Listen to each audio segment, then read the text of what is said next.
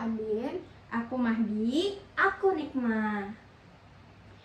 Sebelum kita memulai pembahasan yang seru banget hari ini, pertama-tama kita akan tanya-tanya kabar dulu nih.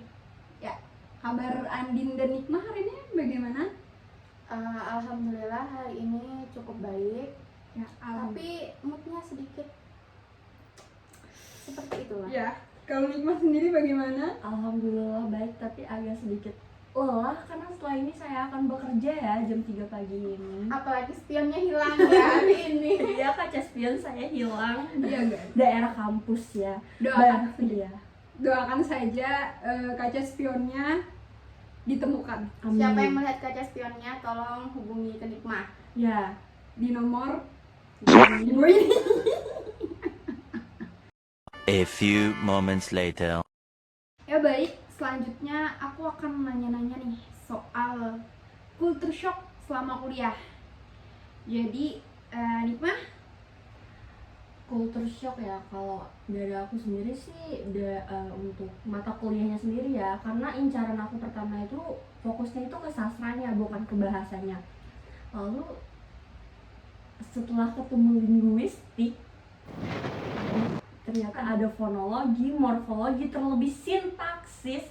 Sumpah, sintaksis itu UTS aja itu aku langsung ambruk setelah UTS. Jadi waduh, ternyata langsung puyeng gitu ya. bahasa Indonesia itu emang tidak segampang yang kita Betul, kira. teman-teman. Bahasa Indonesia itu tidak semudah yang kita kira. Tidak membahas cuman EYD, tanda baca, titik koma itu. Atau cuma menganalisis paragraf Ya, ya. betul. Tidak sama sekali. Ya, selanjutnya Andin, culture shock selama kuliah selama 4 semester ini.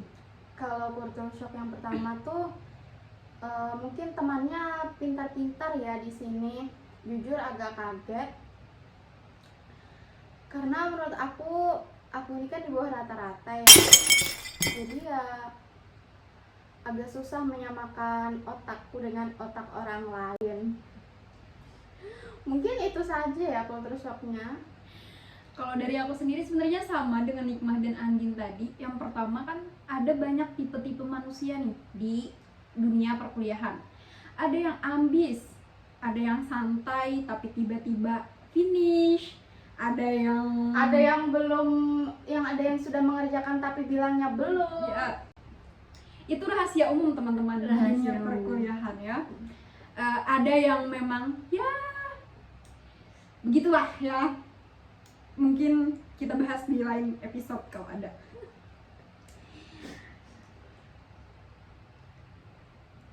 Selanjutnya apa ya yang akan kita bahas lagi?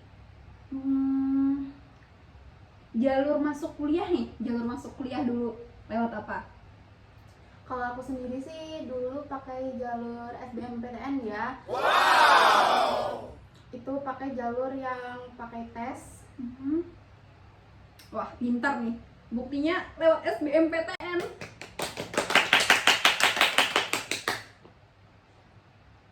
Kalau dari Nikmah? Kalau aku sama SBMPTN juga, tapi aku itu gap year ya. Oh, enggak. Tersesat, ini domba tersesat. Kalau kamu sendiri pakai apa? Sebenarnya dulu aku dapat kuota SNMPTN. Tapi karena dapat kuota SNMPTN jadi kayak alah paling nanti masuk juga, paling lolos juga. Jadi meremehkan nih sama yang namanya tes SBMPTN dan duar tiba-tiba nggak lolos keduanya, SNM nggak lolos, SBM nggak lolos. Jadilah saya daftar di jalur mandiri. Jadi buat adik-adik tolong ya jangan meremehkan yang namanya belajar karena itu sangat penting, apalagi yang namanya belajar buat SBMPTN. Semangat.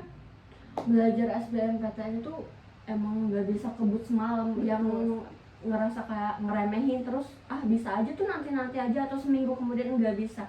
Perlu kita persiapan sudah jauh-jauh hari sebelumnya. Betul sekali. Atau kalau perlu bisa bimbingan belajar terlebih dahulu ya. Iya, betul. Kayak les contohnya, atau Bimbel online iya. bisa.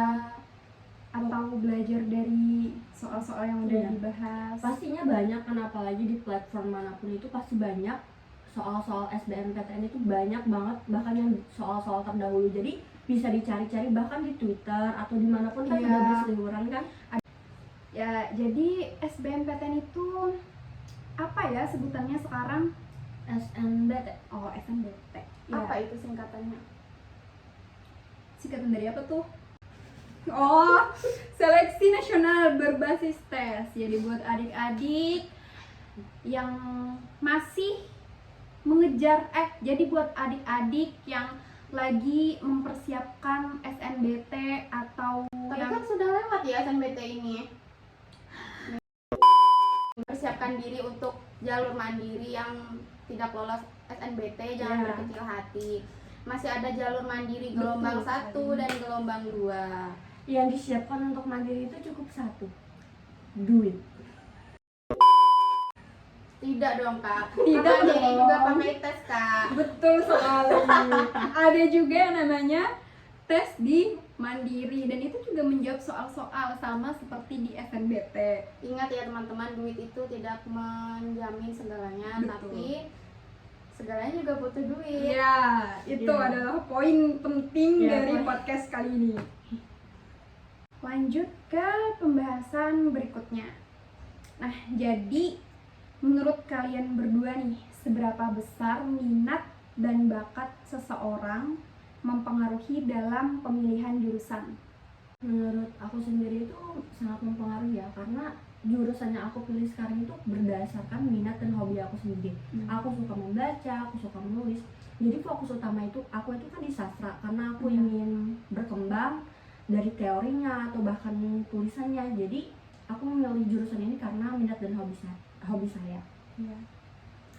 Kalau dari Andin sendiri, Kalau dari aku sendiri sih tidak terlalu mempengaruhi ya, soalnya masuk ke jurusan ini tuh pilihan dari aku kecil, tapi bakat dan minatku tuh itu lebih ke lain, tapi ingin masuknya ya di bahasa Indonesia ini Iya, pas dari betul. kecil, seperti itu. ya jadi sebenarnya minat dan bakat ini tuh mempengaruhi ya. Namun kembali lagi ke individunya masing-masing. Ada yang memang mengembangkan bakat dan minatnya di dalam jurusan ini. ya di jurusan tersebut. Ada juga yang bakat dan minatnya itu hanya sebagai selingan atau hobi aja. Sebenarnya hobi dijadikan sebuah pekerjaan itu menurut kalian bagaimana? Kan ada tuh tipe-tipe orang yang hobinya tidak bisa dijadikan sebagai pekerjaan karena katanya akan merasa apa ya? Jenuh. Iya, jenuh dan Bosan, bahkan membenci hobinya sendiri. iya, karena tidak ada hobi lain lagi nih selain hobi tersebut. Namun hobi tersebut juga dikerjakan setiap hari secara berturut-turut, jadi tidak mempunyai hobi lain lagi. Menurut kalian bagaimana jika hobi dijadikan sebagai sebuah pekerjaan? Kalau dari saya sendiri, karena saya memang menyukai pekerjaan tersebut, saya menyenangi pekerjaan tersebut, jadi tidak berdampak apa-apa bagi saya. Malahan saya merasa tersanjung karena akhirnya ada yang bisa saya lakukan dengan hobi saya tersebut. Nah, menurut Andin sendiri, jika hobi dijadikan pekerjaan itu seperti apa? Jujur kalau aku sendiri, kalau misalnya hobi dijadikan pekerjaan itu jadi lebih bahagia ya, lebih senang seperti itu. Misalnya saya kan hobinya nih memasak ya, bisa dijadikan pekerjaan itu kayak suatu hal yang menurut saya bahagia sekali jika saya disuruh memasak atau menjahit seperti itu. Jadi kan bisa memiliki keahlian sendiri seperti itu Dari hobi tersebut Iya. begitu ya. Ya, jadi sebenarnya sama. Kalau aku tipe orang yang suka menjadikan hobi itu menjadi pekerjaan. Kan ada tuh tipe-tipe orang yang ya seperti yang sudah disebutkan tadi, ada yang tidak bisa menjalankan hobi sebagai pekerjaan. Nah, jadi untungnya kita bertiga ini bisa menjalankan hobi tersebut sekaligus menjadi pekerjaan juga. Amin ya rabbal alamin. Dan dari hobi tersebut yang menjadikan membuat kita mempunyai pekerjaan, jadi bisa membuktikan diri kita sendiri bahwa dari hobi kita sendiri itu kita tuh mampu. Dan dan yang sudah kita pelajari itu menjadi bermanfaat begitu ya.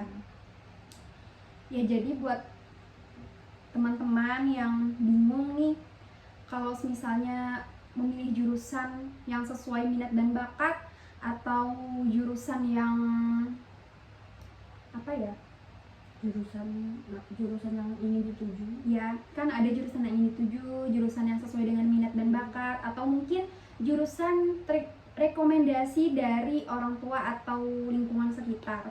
Jadi itu kembali lagi ke diri masing-masing, perlunya yang mana dan relevannya yang mana di antara jurusan-jurusan yang sudah dipilih tersebut.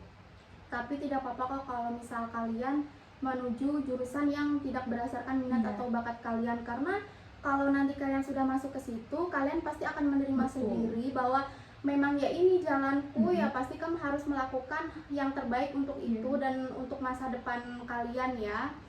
Jadi seperti itu. Ya, karena kembali lagi ke takdir begitu ya. Nah, karena kita pastinya mempunyai jalan masing-masing dan rezekinya masing-masing, karena semua itu sudah diatur oleh yang di atas. Iya, karena kan belum tentu yang berdasarkan minat dan bakat kita itu kan baik untuk Iya, kita. betul sekali. Ada yang memang pantasnya untuk dijadikan hobi saja begitu ya. Nah jadi apa ya, jangan pernah merasa salah Kecil hati jurusan, atau iya. salah jurusan. Karena ketika kita memasuki sebuah lingkungan begitu ya, kita akan lama-kelamaan akan merasa enjoy, akan merasa seru, akan merasa apa ya, Akan membaur dengan Iya, lingkungan itu betul sendirinya. Boleh saya sedikit berbagi cerita? ya. Jadi saya menuju pendidikan bahasa ini kan minatnya itu emang fokusnya dari awal itu di sastranya, bukan di bahasanya. Tetapi ketika saya mempelajari linguistik dan yang lainnya, saya menemukan kenyamanan dan juga kesenangan dari mempelajarinya tersebut. Jadi bahkan saya tuh tidak berpikiran menjadi seorang guru, tetapi setelah saya berpikir ulang, mungkin kedepannya mungkin saya bisa menjadi seorang guru gitu. Iya, betul sekali. Sama sekali dengan pemikiran saya waktu dulu. Saya memilih kuliah ini tapi kan tidak tahu masa depan akan menjadi guru atau tidak. Tapi setelah sampai di semester 4 ini saya berhasil menerima bahwa saya memang nanti mau jadi guru dan harus melakukan itu karena sudah menimba ilmu, dan ilmu itu harus kita bagikan Betul ya. sekali. Jadi teman-teman, cita-cita itu tidak harus ditemukan ditemukan pada saat SMA berakhir begitu. Kadang cita-cita itu ditemukan saat berjalannya dunia perkuliahan ini. Karena jujur dari dulu pun saya tidak memiliki pikiran untuk menjadi guru begitu ke depannya. Tapi lama-kelamaan dan dari teori-teori yang sudah dipelajari, akhirnya wah, sepertinya memang ini nih bidang saya, cocok nih saya di sini begitu. Jadi ya baik, ke pertanyaan selanjutnya nih.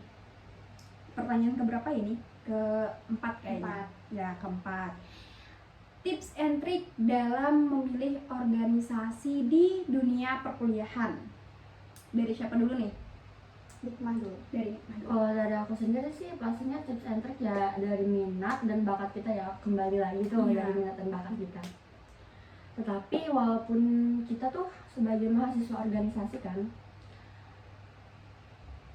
di perkuliahan itu pasti banyak beberapa mahasiswa itu lebih mementingkan organisasi dibandingkan kuliahnya sendiri. Ya, Iya betul. itu termasuk culture shock perkuliahan. Itu culture shock perkuliahan, karena pada dasarnya kan kita sebagai mahasiswa itu poin utama kita untuk menimba ilmu itu kan kuliah, bukan di organisasinya. Yang pastinya wajib untuk menjalin relasi, tetapi jangan sampai karena organisasi kita mengabaikan tugas kita sebagai seorang mahasiswa. Iya. Apalagi kan biasanya ada yang susah banget dihubungi tuh ya. Kasihan ya yang teman sekelompoknya tuh mengerjakan Iya. tugas sendiri. Tapi pas waktu presentasi tiba-tiba datang terus ikut presentasi. Jangan begitu ya teman-teman, karena itu sangat merugikan baik dari diri sendiri maupun dari orang lain. Jadi kembali lagi ke poin prioritas ya, karena yang pertama itu yang harus kita lakukan di dunia perkuliahan itu adalah kuliah. Jadi mohon untuk tidak menyepelekan tugasnya, apalagi tugas yang dalam bentuk kelompok. Karena apa ya?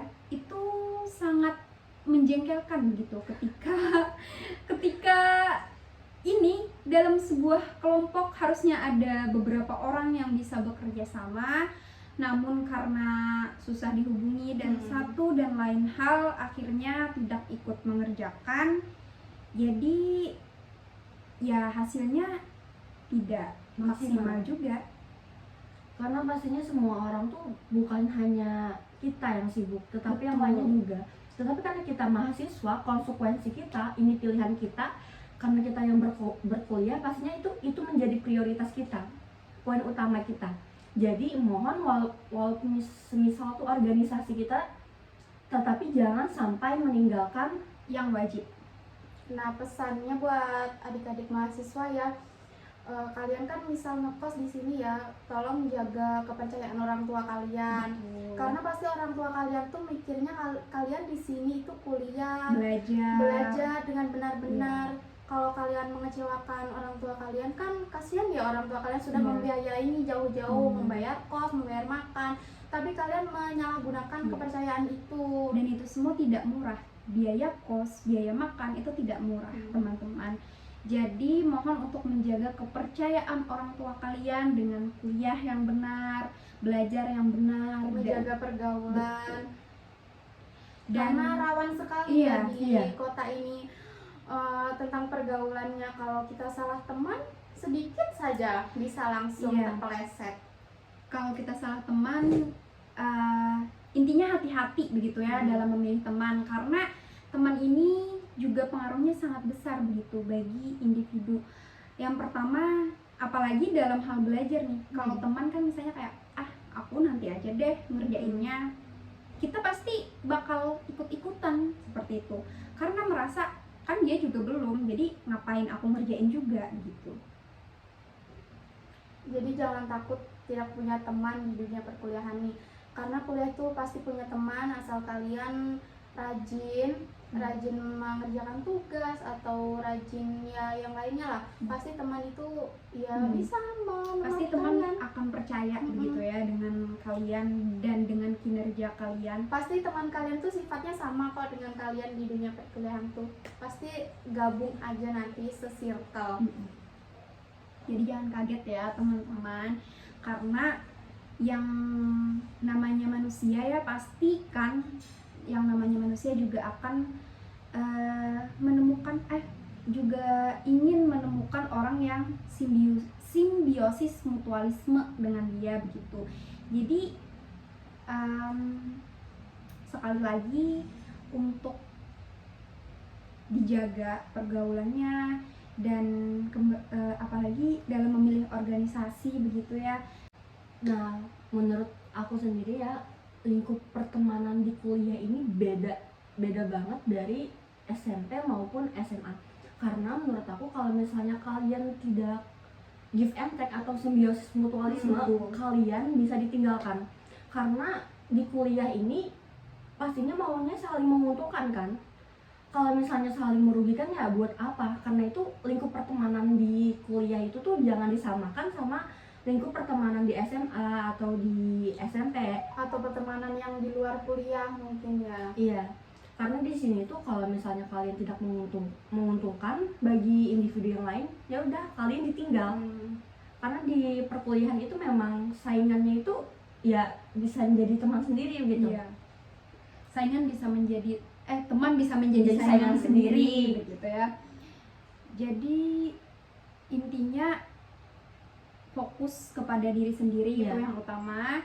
Namun juga jangan menyepelekan teman-teman yang lain Iya. seperti itu. Karena relasi itu penting karena Iya. pastinya di perkuliahan tuh banyak tugas kelompok dan kita tuh diharuskan memilih kelompok yang bisa bekerja sama dengan baik. Jadi kalau misalnya kamu tidak bisa bekerja sama dengan baik, tidak ada yang mau menerima kamu sebagai teman sekelompoknya. Intinya jangan saling merendahkan orang, jangan merasa paling pintar di dunia perkuliahan itu ya. Jangan menganggap bahwa ini mah kayak gitu aja jawabannya, misalnya tuh tidak pintar, misalnya dia itu di bawah kita, seperti itu menganggapnya. Bisa aja dia kan langsung seperti belajar atau yang lain, terus tiba-tiba langsung jadi aktif mahasiswanya pas di kelas, seperti itu. Ya, jadi tadi tips and trick dalam memilih organisasi di dunia perkuliahan itu yang pertama adalah kembali lagi kepada minat dan bakat, dan juga namun jangan sampai menyepelekan tugas kuliah gitu ya, apalagi sampai tidak masuk Itu kuliah. pesannya ya. Iya. Terus jangan, ketika kita berada dalam dunia perkuliahan itu kan pasti ada bermacam-macam sifat dan sikap orang ya, jadi jangan pernah menyepelekan atau jangan meremehkan orang lain karena kita tidak tahu dengan orang tersebut, Dengan usahanya orang Iya. tersebut ya. Jadi intinya kembali kepada diri masing-masing lagi, kembali kepada diri masing-masing kembali, bahwa yang kita punya itu adalah diri kita sendiri begitu. Jadi kita harus membawa diri kita ke arah yang lebih positif. Tapi jangan takut ya teman-teman mendengar cerita dan penuturan kita hari ini, karena mungkin setiap lingkungan itu pasti berbeda juga. Jadi semoga kita selalu dipertemukan dengan hal-hal baik begitu. Dan semoga kalian bisa begitu menyikapi Ya, apabila hal tersebut terjadi begitu ya kepada kalian. Jadi jangan jangan pasrah. Jangan cuma hanya pasrah. Kalau kalian tahu hal tersebut salah, ya Kalian harus berubah. Jangan terus terkurung di dalam zona itu. Ya, Kalian betul harus sekali. berubah supaya kalian ya disenangi banyak orang Iya. lah, seperti itu. jangan hanya ikut arus saja, jangan ya teman-teman. Nah, ada satu pertanyaan nih. Kalau misalnya tidak ikut organisasi itu salah atau tidak sih? Kalau menurut aku sendiri 50-50 sih ya. Kalau aku pribadi sih aku memilih untuk tidak ikut organisasi apapun. Kalau dari aku sendiri juga 50-50, tetapi aku sendiri ada alasannya tersendiri karena prioritasku saat ini memang kuliah dan juga bekerja. Karena saat ini aku sebagai tulang punggung keluarga, jadi mengharuskan aku harus bekerja. Jadi ya untuk saat ini aku tidak ada kepikiran untuk ikut organisasi. Kalau dari aku sendiri ya, karena merasa kurang cocok dengan yang ada organisasi di kampus ini, atau mungkin susah untuk membagi waktunya. Karena yang pertama kan masih semester 1 itu pasti ingin adaptasi lingkungan kampus terlebih dahulu. Jadi tidak ingin terburu-buru untuk ikut berbagai macam organisasi seperti itu. Kalau takutnya misal kita keteteran sendiri dengan banyaknya tugas atau rapat-rapat yang biasanya rapat itu kan dikerjakan malam hari atau di luar hari perkuliahan, seperti itu. Ya sama sebenarnya dengan teman-teman. Kalau alasan pribadi aku tidak mengikuti organisasi sampai saat ini itu yang pertama karena culture shock pada awal perkuliahan. Yang tugas ya bisa dikatakan lumayan banyak, dan dan organisasi itu banyak begitu yang menawarkan ada ini. Jadi aku bingung nih mau ikut yang mana dan mau ikut apa. Jadi berakhir tidak ikut apa-apa dan lebih memilih untuk fokus pada perkuliahan. Namun di dalam perkuliahan ini juga tidak diharuskan mengikuti organisasi sih sebenarnya. Kita juga bisa mengikuti kepanitiaan begitu. Terus kegiatan-kegiatan lainnya juga banyak. Jadi ya seperti Tapi itu. organisasi itu kan menjadi salah satu syarat buat memenuhi bobot SKPI ya, betul Mbak. sekali. Organisasi jadi salah satu syarat untuk memenuhi poin SKPI. Jadi kembali lagi untuk teman-teman yang bingung atau nggak tahu nih mau memilih organisasi apa, itu kembali lagi ke diri masing-masing, ke minat dan bakatnya, dan jangan sampai menyepelekan diri sendiri juga orang lain. Kalau dirasa tidak yakin ya tidak usah, Ya, tidak apa-apa.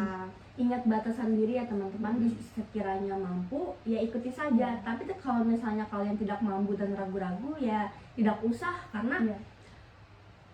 pasti akan memberatkan kalian begitu. memberatkan diri kalian sendiri dan bisa berimbas kepada orang lain Betul. juga. Seperti itu. Iya.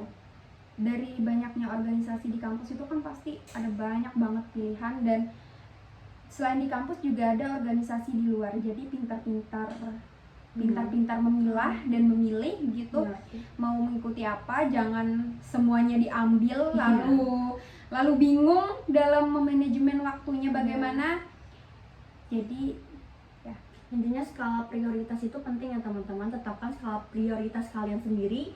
Yang pastinya untuk mahasiswa kan kuliah yang pertama, lalu Iya. yang di bawahnya itu apa, minat dan bakat kalian itu apa, itu yang dijadikan. menyusul berarti ya. Tidak usah terlalu terpengaruh oleh teman, walaupun teman dekat dia ikut ini tapi kalian merasa tidak mampu, ya tidak usah dipaksakan. Karena kemampuan kalian itu berbeda. Iya. Karena pada akhirnya kan kita kembali pada masing-masing individu Kembali begitu. ke diri kita masing-masing ya, seperti apa. Ya, jadi pertanyaan terakhir. Sebenarnya ini bukan pertanyaan sih, tapi lebih ke pesan dan kesan untuk siapa ya? Untuk calon mahasiswa dari kita sebagai mahasiswa semester 4 yang sedang berkecimpung di dunia pendidikan. Insya Allah, amin ya robbal alamin. Jadi apa nih, Nikmah dan Andin, kesan-pesan? Jadi kalau dari aku sendiri itu gunakan kesempatan berkuliah ini untuk mengeksplorasi minat dan bakat kalian sendiri. Lalu ingat bahwa kesuksesan tergantung pada dedikasi, ketekunan, dan semangat untuk terus belajar dan berkembang. Nah, pesannya di dunia perkuliahan ini, keluarkan keberanianmu. Jangan ragu untuk bertanya, mencari bantuan, atau menjalin hubungan dengan sesama mahasiswa. Tidak ada salahnya kok kita banyak bertanya, tapi pertanyaan kita ya harus yang bagus ya, jangan yang di luar ekspektasi seperti itu. Karena kalau tidak bertanya kita tersesat di jalan. Pokoknya jadi diri sendiri aja, sesuai kemampuan diri masing-masing. Tetap semangat ya, pokoknya jaga kesehatan, terlebih untuk yang merantau atau ngekos sendiri, intinya jaga kesehatan, jaga pola makan, jangan sampai kecapean. Tetap semangat dan jangan menyerah, dan terus majukan dunia pendidikan untuk Indonesia ke depannya. Indonesia lebih baik. Indonesia lebih maju. Bersama mahasiswa. Ya, sekian pembahasan dari kami. Semoga bermanfaat. Balik lagi di Bilik Podcast minggu depan kalau ada. Iya. Dah.